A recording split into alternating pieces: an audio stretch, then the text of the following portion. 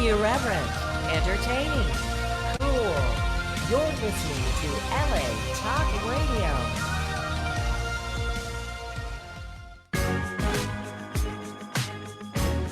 You're listening to The Startup with Monique LeRae, only on LA Talk Radio. Good afternoon. Monique. This is The Startup. How's everybody today? Really glad to be to you live from Las Vegas, actually. We're on the road. We're on, I believe, City 8 or 9 for the Pandemic Project documentary film that we're doing.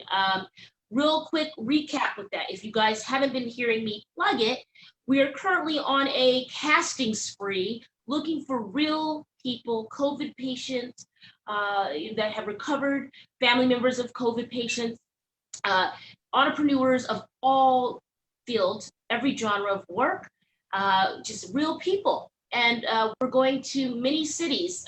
This will, like I said, it'll be like 8 or 9 out of 16. We're aiming for 20, but we'll see how we do, compliant to traveling restrictions, 14 days quarantining, masking up and staying sanitized and healthy. And want to give a shout out to our new talent that we have on board on the film. He's going to be the narrator of the film. His name is Christopher John. It'll be his acting debut, if you will. It's not really acting, but it's narrating. And we're happy to have him on board. And my fellow producer, cameraman extraordinaire, Gentry Stanley, shout out to him. He's out here in Vegas with me. That's kind of why I'm dressed up, guys. We're doing a photo shoot later on. So I'm dressed up with Vegas standard, wouldn't you say?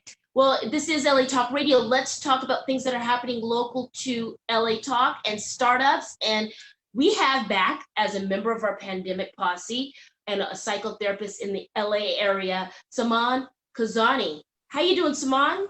Hey there, hey there. Hello. I love how this is always in a different location. I get in the radio, the car one time, now we're in Vegas. You with me, kind of, and the viewers, Yeah, like world radio or something.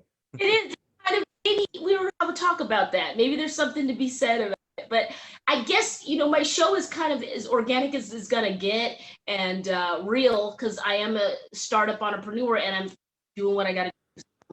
Yeah. We're true to the brand anyway. So thank you for carving out some time with us this Sunday. I know you're a super busy guy. You are in demand in LA, and I guess you just finished a course to kind of up your skills. But why don't you share with the viewers? Therapists, once they're licensed, they go through a process. They need to have continuing education credits. Oh, okay. That's one of the reasons to do it, but another reason to just do it is to we got to kind of stay with the times and expand the range of topics that we want to be educated in, and I've done some anger kind of working with rage and working with anger through the years at the Southern California Counseling Center and in one-on-one sessions, but I just wanted to get a little more depth in it. So I did a full weekend training. It's about 8 hours each day, and to get trained to be a certified anger management counselor. Wow. That's the official title. I'm not so sure I love the word management. I like it a little bit, but the way I'm kind of conceptualizing it is working with anger. Right. And you got to put your own personal touch, as being, a counselor and a therapist there. I think it's very timely that you're taking a course in that vein of psychology. Oh, yeah, because there's so much happening right now, and people are on edge, right?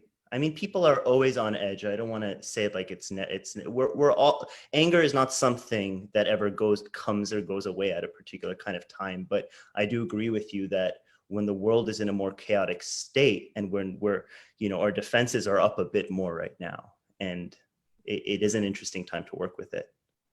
So I think last time we spoke, you and I have such a great rapport and easy conversationalist, and I think you really give good information to the viewers and the listeners. I think I can't speak for everybody. I'm just going to go off what I've observed, be through the internet and social media, or traveling and being on airplanes and speaking to business owners and because I like to keep my ear to the ground and, as they say, the wheel on the curb.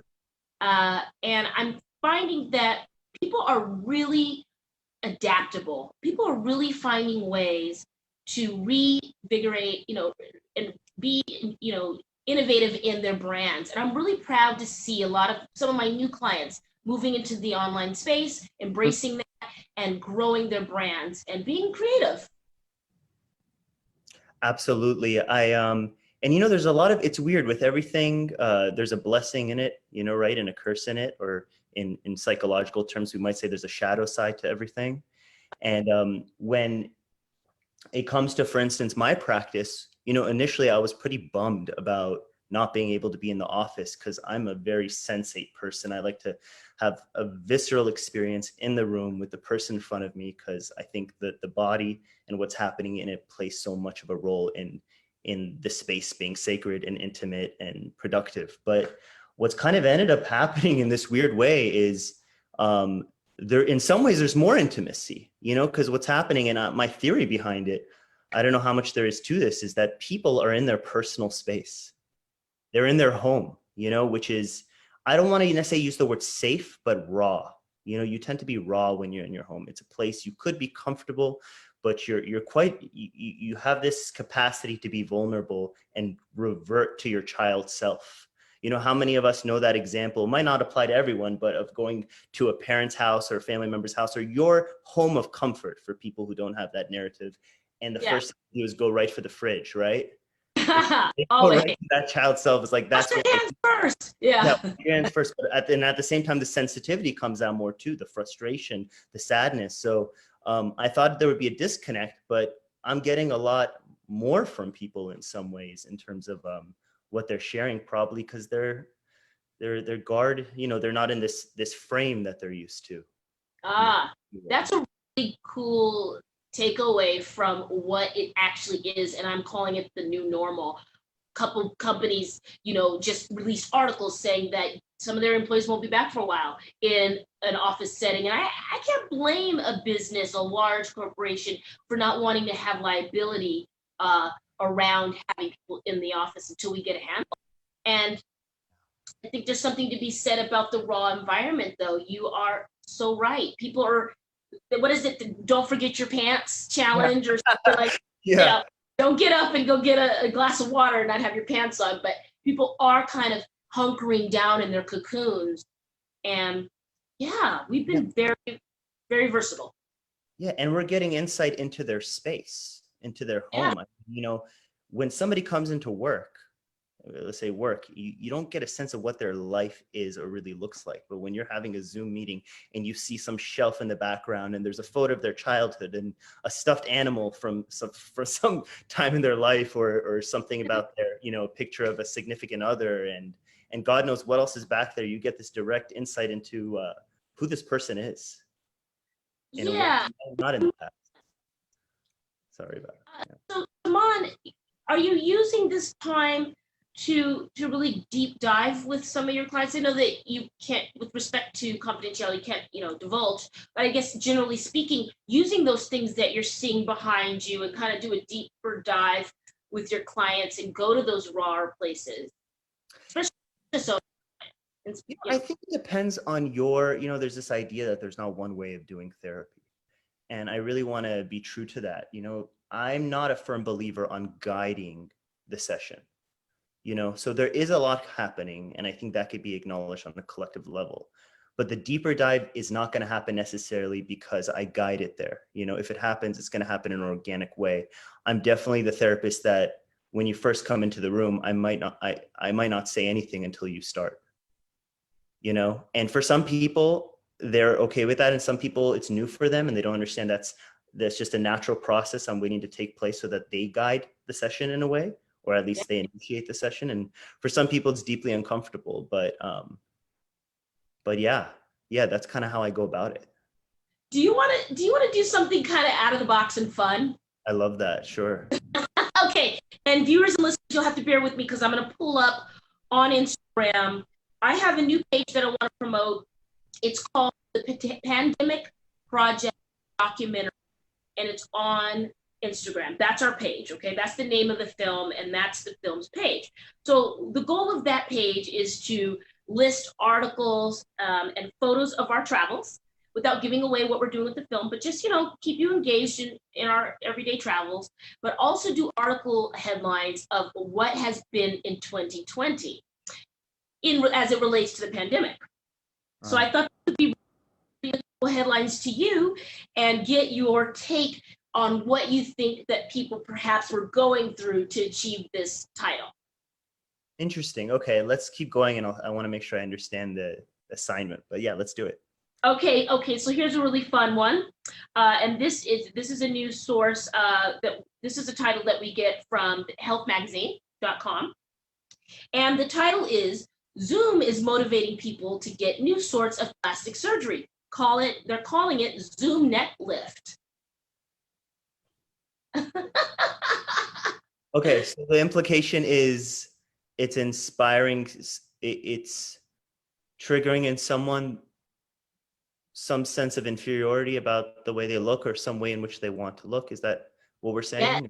Yeah. People are zooming so much, allegedly people are zooming so much on that they are tired of seeing their turkey neck or something that's going on wrong, and it's inspiring an uptick in plastic surgery facelifts to be better in their Isn't that wild? I definitely have a reaction to that. How do you feel about that? I think it's wild. I think it's right in line with 2020. I think nothing is off the table this year, and I can see where people are coming from. Yeah. It's always a tricky thing with those situations. I always, on the one hand, want to leave room for everybody having the experience in their body and of their body the way they want it to be. Mm-hmm. And at the same time, I would imagine right now being a time, I would hope that on the one hand, what we're going through, the immediate response wouldn't be that let's focus more on, our appearances in a way, and that it can go either way. Yeah, and you do make a good point. There is definitely more going on around us. We're not in a bubble, but I guess when you're not used to looking at yourself and your colleagues in this virtual box every day, seeing some things that you want to do better, and a lot of people are going to, taking online classes and seeing themselves. I can see where it comes from. You want to go to the next one, or? Yeah. Okay, let's do another one here. We've got one other here, and let's see. Oh, pandemic leads to surge in animal adoptions and fostering. So this was a little earlier on in the pandemic, and this was a news source from AP, from the Associated Press. And a lot of shelters around the country were reporting that people were picking up animals and saving them, and some kennels had 0 animals left after people realized they would have to quarantine. And I think that's a pretty interesting headline. That's incredible. I love that. I mean, and I don't think we should pick and choose when it comes to self-care in a time in which we're feeling like the most vulnerable and isolated. I think that's remarkable, and it's good for the person, it's good for the animal, and it's good for the world, for lack of sounding cheesy. Yeah. No, it's not, right? I mean, we never want to forget our animals, our fur-legged friends. And if you're doing Zoom after Zoom and you're worried about your Zoom neck, it's good to see Rover, and he loves you, and, just take real good care of those animals. And I've got another headline that I think is pretty interesting, and it kind of goes into my next question, which I'll follow up after I read this final headline for you. That is the scroll down. It was a little earlier. Okay.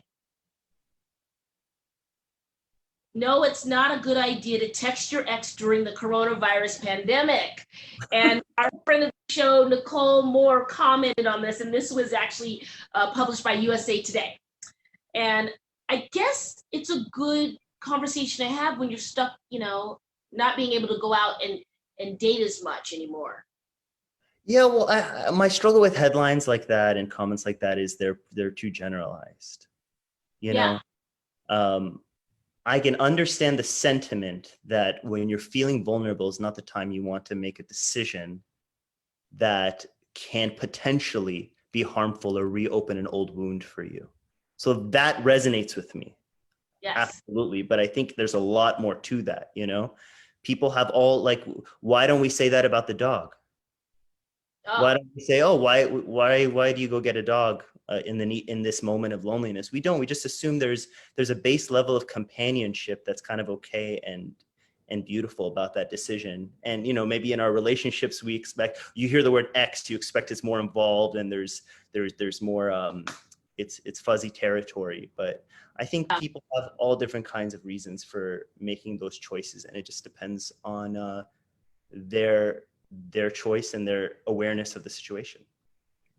Very good. And, you know, there's been some follow-up headlines that I posted. You know, one was record-breaking in, you know, marriages, and then on the other end of the spectrum is record-breaking in divorces, and we're finding people kind of hunkered in to their mate that they're not usually that hunkered into, and it's probably why it works sometimes. Like, you know, oh, he travels or she travels half of the week, and we have a really badass weekend together, and, you know, we do the bills on Sunday night together and have a glass of wine, and then you're back on the road. And it works because you're kind of always missing that person. Some people that work.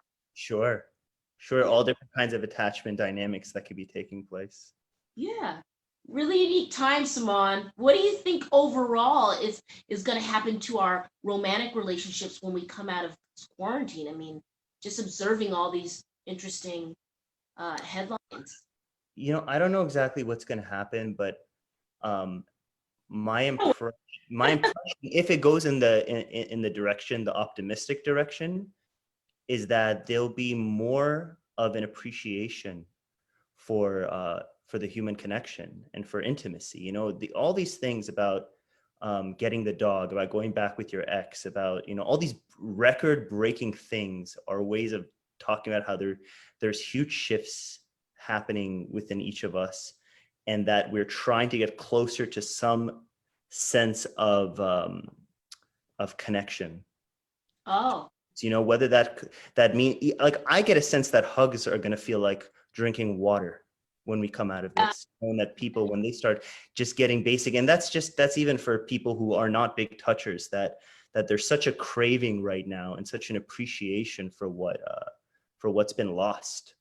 Yeah. That seem basic, you know, things that we talked about, things that shouldn't really be privileges. They're just basic human needs. I agree. And, you know, want to give a shout out to all the entrepreneurs out there, small business owners who are parents, who have a spouse or a partner or family members that they're helping out, who, you know, are helping health-wise or otherwise, who are trying to make it through. I'm seeing a whole gamut of things, people doing physical challenges and getting the most ripped in their life, doing competitions online, to people overindulging. And I think I understand all of it. I don't think that, like, we should shame each other on how we handle it, as long as you're, you know, not hurting anyone else. You know, I think there's a lot of ways to handle it. Yeah. I completely agree with you. There's different personality types, and maybe this pandemic serves each person in a different way. And maybe people have different capacities of what they have access to at this time because of where they are economically. And that's a whole nother piece of it as well, right? Oh, wow. Yes. That's who you're talking to. Like, yeah, like I've picked up an instrument and I've been playing that for a while now, and that has added so much richness to my life, but I wouldn't necessarily expect that to be where somebody else is going to go. That's right. You're working on an instrument. Where is it? Do you have it nearby? Yeah, you know what? It's like a third limb now. I have it here. I love it. It's so unique looking. It's beautiful. It's half of the joy of it is just holding it. Yeah. I love the woodwork on the handle there, or the strum. Is that the strum, or? I don't know what you'd call it in English, to be honest, but this is an Iranian tar. And it's interesting. I've never been a type A personality where I can, you know, just, I don't know, commit like 4 or 5 hours to something. And with this, I've become quite possessed by it. You know, it's the first.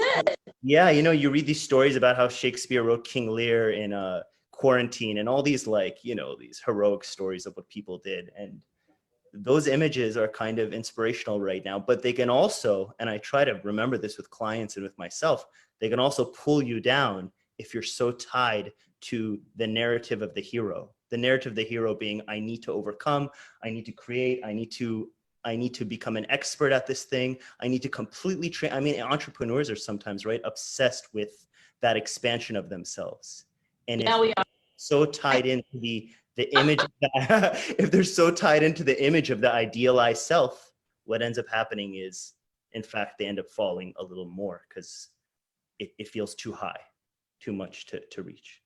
I think I did that right out the gate. I came out too hard. You know, like when you run track, you've got to know once you get around that, especially if you're doing a 400 meters, you know, you can go out strong. You just don't need to go out all the way. Go out strong, because that last 200 meters in that last turn, you have to book it and give it all you have. And I think I came out of that first turn on the 400 like, okay, I'm going to do this. I'm going to do this. I'm not going to waste a year. I've got to rebrand this and move this, and this goes here. And I think super duper type A, by the way. I've never had a diagnosis of that, but I'm sure I am.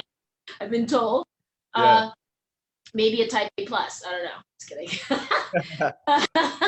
But our measuring stick of ourselves is pretty messed up when it comes to that stuff. You know, I mean, you look at anything you try to accomplish and you look at what you're doing, and it's really hard to really even get a sense of whether the growth is happening. I mean, okay, so Kobe passed this year, right? And a lot of people have different feelings about that.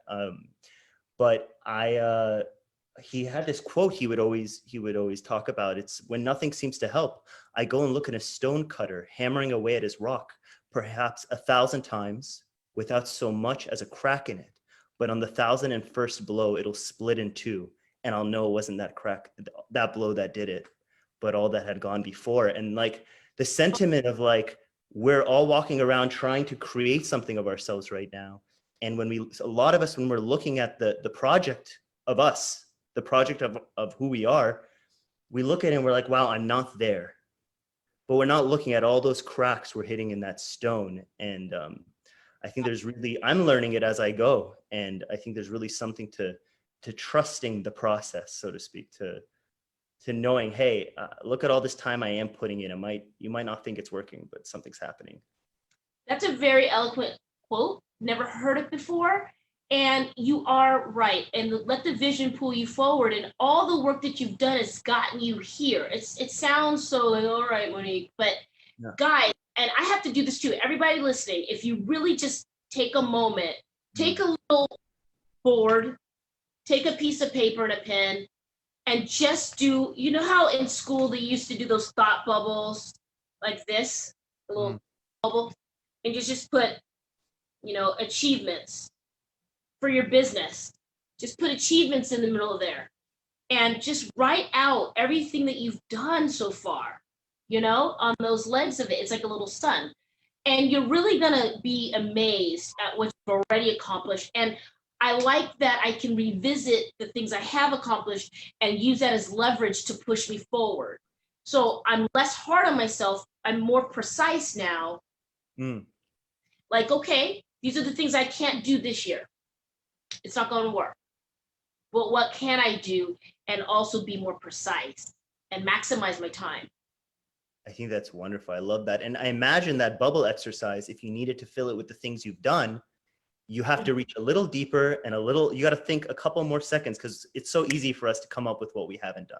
I'm sure you can make a list of 100 in 2 seconds, but I go to the accomplishments and it's like, let me spend some time on that one.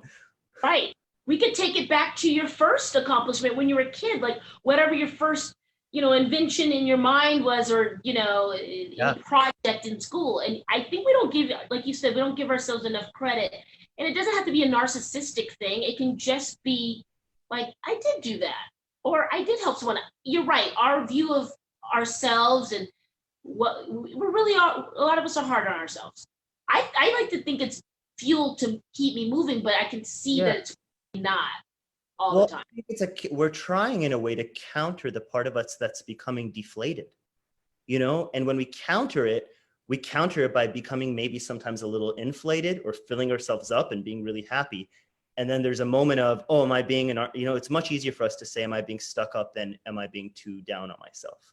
So we'll say, oh, am I being narcissist? No, maybe we could all use a little more, in some ways, a little more inflation, a little more being filled up, and then come back down, as opposed to feeling like a rock is just dragging us without the permission to celebrate, our strengths.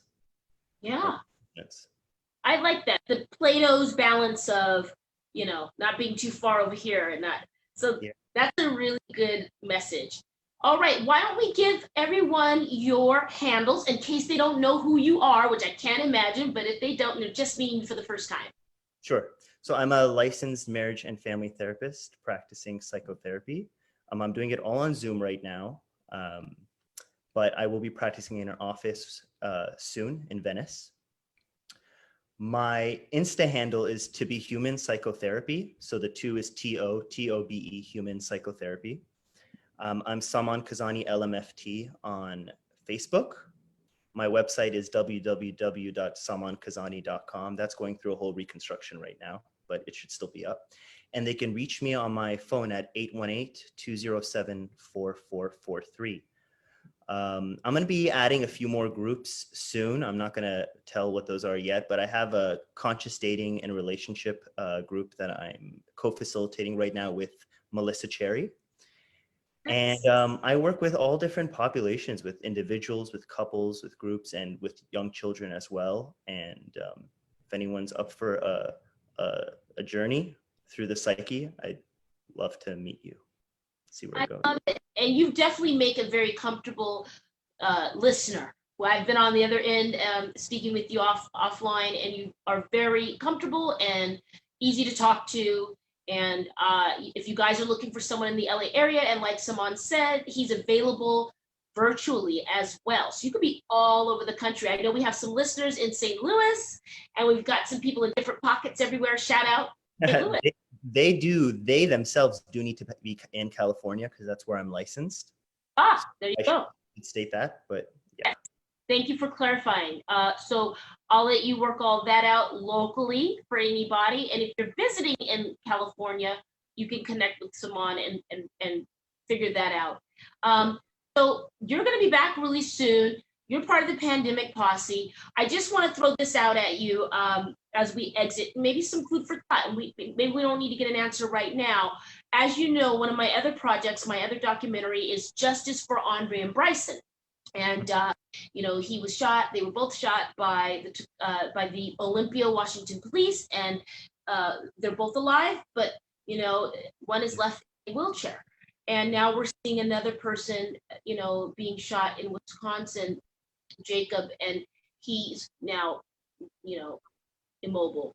Hopefully not paralyzed forever, but paralyzed now.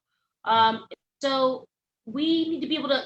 I need some skills to wrap my head around this stuff and continue compartmentalizing, because I think, there's an exodus of emotion that I put in a group where I believe that belongs on social media, and then put my emotion, into business, into those groups. And I'm trying to, keep them in their proper box, but sometimes it spills over. Yeah.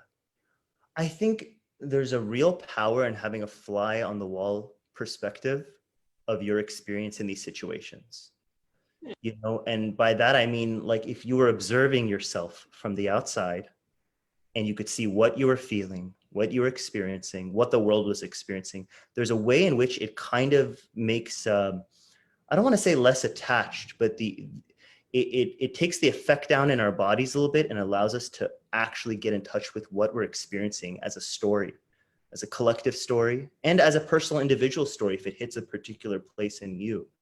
And I think when a lot of people feel worked up, which they rightfully have, they should feel worked up in some ways, they can really use some tools to kind of come out of that for a moment and say, okay, what's happening for me right now? I really like the image. I supervise interns at the Southern California Counseling Center, and my co-facilitator, Abby Crom, she was telling me about this exercise in which you literally imagine the world and you're sitting in this part of the world alone and you're watching yourself experience what's happening. and you say, oh, what's happening? Right, like you start to look at yourself as within a story, Yeah. There's something really empowering. And I know that doesn't directly discuss what you were bringing up, but in a way, I'm doing that on purpose because I Oh, think it's the it's all distance, the distance from it creates the perspective. I like what you're saying. And go ahead, sorry. Well, I was going to say, and that's just a moment in time. I'm not telling people they have to live in that space, but I think that's a harder space for people to go to. It reminds me of a reflective moment because I like to be reflective, and I'll often post, and then I'll think, who's in this group, and would especially I ask who's in this group that I'm close to, and would they be proud of being my friend with these, and that kind of holds me responsible. There's times where I just don't care, but it's a food for thought question, and we're gonna keep ourselves accountable that way if we use that tool. So that's good. Yeah. Saman, thank you for your time. Ronan, is Lota in the waiting? I don't want to get rid of Saman yet because you're awesome, and I know you have so many great tips here. We have Lota coming up soon. I believe she's calling in from Bali, but if we don't get her on the line, Saman, could you hang out a little bit? Sure. Okay, give everybody your handles one more time. It looks like she is here. Oh, there, so that's fine. Okay. Yeah, I'll let you deal with that. Did you want me to say them again, or? Yes. Oh, just give us your basics, your email, your phone number. Sure. Yeah. My email was saman.kazani@gmail.com. My phone number is 818-207-4443. And my Insta is To Be Human Psychotherapy. And then you can find me on Facebook as well, Saman Kazani LMFT. Saman, thank you so much. Stay awesome. I love your background. Looking forward to seeing where we are next time. I know. We're gonna be somewhere fun.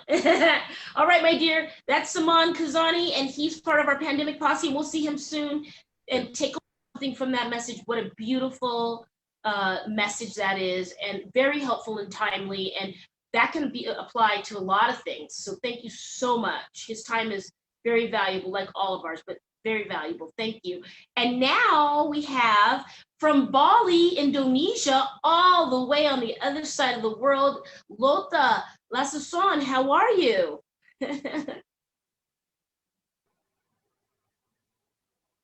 Let's see better. Hello, Lota. Hey, good morning. Hello, good From morning Bali. to you over there. You look gorgeous. How are you? I'm fine, thank you. I'm good. You've got your You're warrior looking fresh, hat. girl. Thank you. I know. Baby. All right. Yes, I'm dressed we're doing a photo shoot for the film here, so I've got to put on my Vegas sparklies, so. Of course.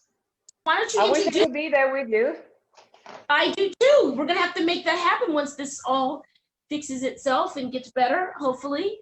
Why don't you introduce yourself again to people who aren't familiar with you or your brand? So my name is Lotta Lasseson, originally from Sweden, but I live in Bali. I've been doing that for 15 years. Started out in hospitality, restaurant, hotels, and that. So my girls grow up to be beautiful teenager on this island. And a couple of years ago, I started my own jewelry design brand, Archery Jewelry, which you and I have been collaborating a lot last 1.5, almost 2 years now, I think. We've been hustling down. Yeah, I know. And it's a brand that is putting a little bit of my heritage, legacy, Viking mixed with the Balinese warm spirit. Yeah, so I'm kind of trying to merge those two worlds. Yes, and doing it quite well. So Lota was at some of our gifting suites last year, and even her brand was featured this year at the Oscars Week Gifting Suite. If you ever come out to one of those events, it's really fun because you can get amazing pieces from brands all over the world. I network with brands everywhere, and we bring you the best in all the brands in those gift bags. And just kind of, why don't you show us what you have on and walk us through some of your pieces that you have? So what I have on now it's a torque. We call it a torque or a choker. I don't know which word is the most accurate, but this is a silver choker with some silver tassel, and I call it Freya. Freya was a warrior goddess, love warrior, all that strength that we women muster on every day. So I think I do pieces that are kind of for the everyday battle and the ball. So I mean, you can glam up and you can put yourself into a power mode when needed. So that's the Yes, whole idea. So it's I do so them in different materials. I do silver, I do rose gold, I do copper and brass. Kind of keeping it simple, chunky, but fun and bold. yes. I love that. And your brand is simple and fun and very, very sturdy. I had the same ring for like 2 years. Um, Great craftsmanship. Why don't you tell the viewers and listeners what goes into you making your hand, especially your hand braided keychains? A lot of you have received some of those from me from gifting suites or soon to receive one. Give us some insight on the craftsmanship if you could. So for me, I've always been a creative person, whatever it is, and I like to combine what nature has and also what I'm interested in. And to be a crafting woman, to braid something, that is also an old traditional way of making things, you know, your own bracelets or whatever. So I started doing that to see my own skills, up my game with the kind of the leather, how it feels and everything. And I like the kind of when you're designing something, I'm a crappy designer on paper. I know what I want and I want it to look. But when I show my designs to the very, very good artisans here in Bali, we can speak the same language eventually. They understand what I want, and I'm very grateful for that. So it's just a process of me coming up with an idea that I have seen or that I would like to wear myself. And I take my little crappy design sketch to those incredible workmen here in Bali that uses traditional methods to make this happen. So most of my collections are handmade. Very kind of unique these days. You can get everything so mass produced, cheap, but this is unique pieces. Everyone is unique and it's handmade and it's love and effort and all that beautiful spirit that the local people have here that work here. So especially now in times like this. So I'm super happy that I'm still able to kind of support the locals here. So yeah, so I kind of want to blend in a little bit of the Vikings, a little bit of the sea, the nature, and a bling, glam and bling. I love that. Yes. And tell us what you think, how you think the year next year will go for us entrepreneurs, especially there in Bali. How's the optimism or the outlook there for entrepreneurs and small businesses? It's tough, to be honest. It's tough. It's tough for all of us. And I think we, as foreigner, if we can, have been blessed to be able to have a business and stay here during this hard times. It's our obligations to keep on going and support the locals, because if we cannot support them, we can't be there either. So I mean, it's a kind of a circle of doing the best that we can. A lot of people are very, very creative and innovative and doing other things, other legs within their business, or totally shifting to other things, which I also had to do. Yes. But yeah, we are, I mean, I'm still optimistic. This is not going to beat me down one way or another, Right. whatever it takes me. And I know we had so much planned. I was about to come over to you. Yes. But you know what? I think we need to keep the spirit high and believe that this too shall pass, so to speak. And I think you might have heard a little of my conversation with Saman, but I really am inspired by these small businesses that are calling me, and we're helping them build out their brands online. And people are making shifts and allowances in their brands, and they're forgiving what it is, and they're allowing what the new thing needs to be. And that's the right attitude. I think you're absolutely right. And a lot of I great think things, so.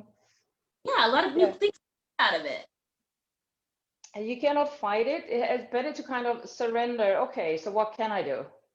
Yeah. Instead of being thinking, oh, I can't do this, I can't do that. That just kind of takes away the creativity and your positive energy about it. So yes, for sure, I totally believe that. And support each other, support your local entrepreneurs and everything, because that's what's killing the economy now for all the small entrepreneurs that don't have a big backup.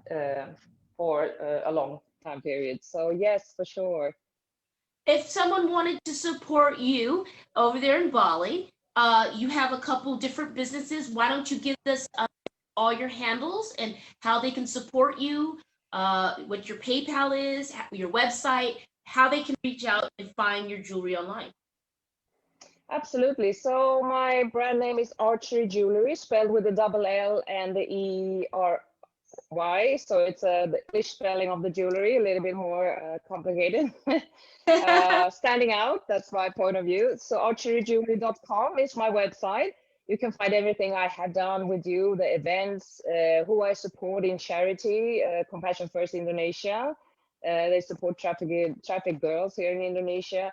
I also have Instagram, LinkedIn, and Facebook, of course, with the same name, Archery Jewelry. I also lean into my old profession, cooking. So I do cooking online, Zoom classes, mixing Scandinavian tradition foods, the best meatballs, nothing like IKEA, so that you can book that with me. I have a That's an American I also thing. have IKEA a meatballs. Facebook page for that. Yeah, Sorry. I know. I need to say that. The homemade is the best one. No, I'm just kidding, but Yeah. they're all right too. So I have that another Facebook page that's called Nordic Delights with 2 E. So Nordic Delights, that's what I put all my kind of, I have so much planned, Monica. It's crazy. I'm actually gonna go around here in Bali and seek up everything from business friends to high chefs in hotels, making interviews with them, let them tell them story, cook a recipe with them to kind of showcase for the world and for others that we're still trying here in Bali. So my goal is to get the governor to cook with him, the Bali governor, and Yes. kind of help out. Well, we would love to feature you cooking with the Bali governor on our show. Why don't we set that up? Absolutely. When I have that appointment done, absolutely, I will let you know. Oh, it'd be a pleasure to kind of see what's going on in your side of the world. And I think it's important for my listeners to realize, if you didn't know, that Bali is very heavily dependent upon travel. I mean, and it's international travel. You guys are a hospitality town, right? I mean, we are, the island only hold like around 4.2 million citizens or people that live here. But I mean, tourism, it's like the double a year. So, I mean, we are depending 80-90% on tourism one way or another. It's always someone in the family that works within the chain of tourism. So yes, we really need to. So now they have opened up for domestic travel. International, we don't know. So we Yeah. kind of just try to hold our breath and do what we can. Yes, I don't think I'll be coming to see you this year, unfortunately. And we'll have to Yeah. get 2021 connecting in person, but I'm really jazzed about what you're doing. And maybe we can get some of those Nordic delights that you speak of over here next year. It would be really nice to try some of your food. I have so much thing going on. It's homeware, it's candles and everything. So it's, Wow. yeah. You're going to have a line, Yes. right? And hopefully you can get it in time for Christmas. I don't know if you can, but people are going to be shopping for the holidays. But whenever you do launch it, we'd love for you to bring some of your stuff on the show so we could see it. Absolutely. I'm hooking up with this natural plan B for the bee wax, the honey. So I'm trying to just incorporate all the local suppliers here to do something creative that I can be also supporting, go back to the community. That's the whole point. Ah, so good. So Lotta, why don't you tell us what you're working on next in the next couple months? Is there any new announcements or anything that you want? I've been seeing on your Instagram, you've got a new design that you're kind of playing with. I wonder if you have, if you have anything to share around. I actually don't have any pieces with me here. I pledge people to just have a look at my website, archeryjewelry.com. There's some little bit of replica Viking cool pieces. I also do I do a Barley bracelet. I have one here. Yeah, the Barley bracelet holds the compass, and it's actually 50% of the profit goes to the charity organizations. So we still supporting the locals. So that could be bought in wholesale if someone wants to buy it send it overseas, buy 10, 20 pieces and sell it for your friends or give it to your friends or someone that you think deserves a little piece of charity and Bali spirit, I would say, and also a bit of strength. Compass in this Viking symbol, the compass, we call it the compass, is meant to lead your way. So that's one of my signature pieces that I think is good to resonate with everything in life. Yes. Are you guys there in Bali? Do you guys feel, from the business side, how do you guys take it all in, the news that comes from the US about what we've got going on? How do you feel as entrepreneurs? I mean, we watch, of course, America, United States it's the biggest nation per se in a lot of aspects, and a lot of trade and export goes there, and there's a lot of businesses relationship there back and forward. So of course it affects what's happening in your piece of the world is affecting us here too, but I think that even though we are such a small island, Indonesia holds 275 million people. So Indonesia is quite big, yeah? Population is big. I think even though there's so much differences, culture, economics and everything, I think it seems to me personally, it's some kind of resilience that people want to overcome this and not giving up. Good. The Bali people are very, very resilient. It's a tourism island. They know something happens, earthquake or bombing or whatever, they will recover. They will always recover.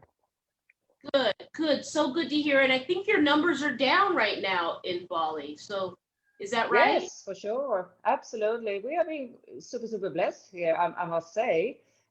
In general, Indonesia is not too bad for holding 275 million people, spread out. There's 19,000 islands. It's, it's different kind of regions. So, yeah.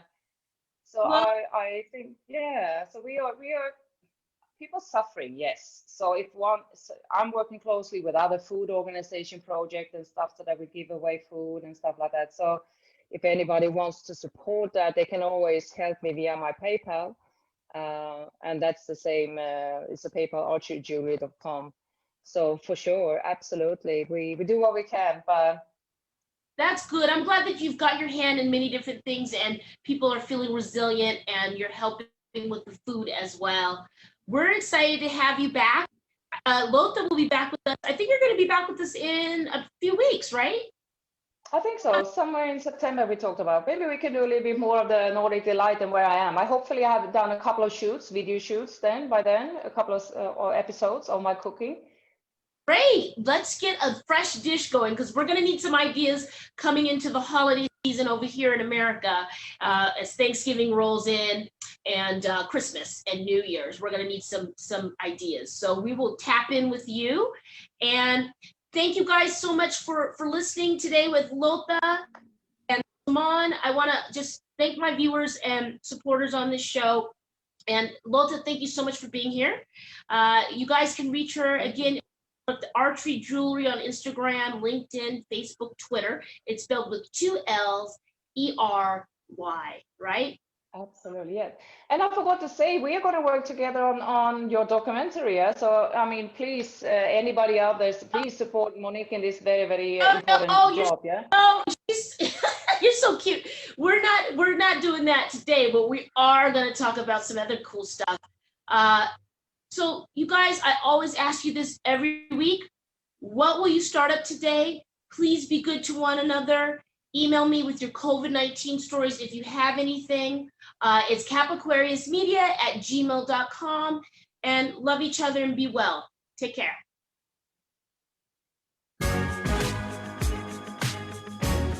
You're listening to The Startup with Monique LeRae, only on LA Talk Radio.